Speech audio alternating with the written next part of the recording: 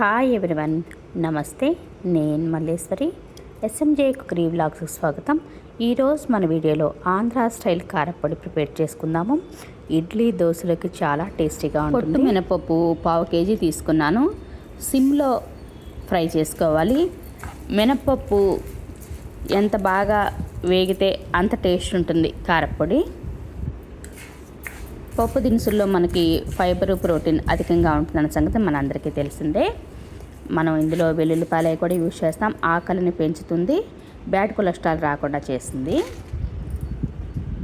మనం తీసుకున్న మినపప్పు 40 ఎండుమిర్చి వేసుకుంటున్నాను. మీరు తీసుకున్న ఎండుమిర్చి కారాన్ని బట్టి, మీరు తినే స్పైస్ని బట్టి మీరు వేసుకోండి.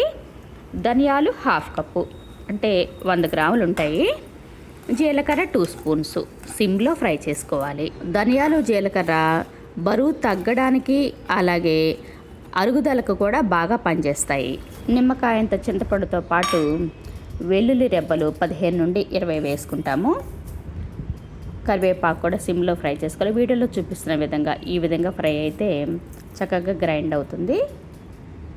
ఇవన్నీ పూర్తిగా చల్లారిన తర్వాత పసుపు, ఉప్పు వేసి గ్రైండ్ చేసుకోవాలి.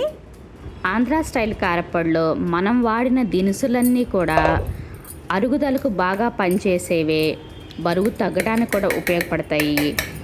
పిల్లలు ఇంక ఈ ధనియాలు, జీలకర్ర, కరివేపాకు ఇలాంటివి తినరు కదా. ఇలా పొడి రూపంలో చేస్తే వాళ్ళు ఇడ్లీ దోశల్లోకి వేసుకుంటారు. చాలా టేస్టీగా ఉంటుంది. మీరు కూడా ఒకసారి ట్రై చేసి మీకు ఎలా వచ్చిందో కామెంట్ ద్వారా తెలియచేయండి. వీడియో చూసిన తర్వాత మీకు యూస్ఫుల్ ఇన్ఫర్మేషన్ ఉంది అని అనిపిస్తేనే ఒక లైక్ చేయండి. మీరు చేసే ఒక లైక్ వల్ల వీడియో ఎక్కువ మందికి రీచ్ అవుతుంది. Thanks for watching the video. మరో మంచి వీడియోతో మళ్ళీ కలుద్దాం.